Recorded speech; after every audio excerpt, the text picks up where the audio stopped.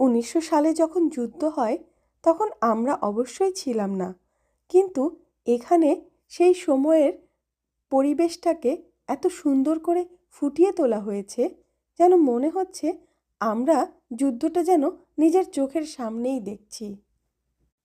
এখানে স্ক্রিনে যুদ্ধের দৃশ্য ফুটিয়ে তোলা আছে, আবার সামনে মানুষ মারা যেভাবে ছিল ঠিক সেটাও আবার ফুটিয়ে তোলা হয়েছে।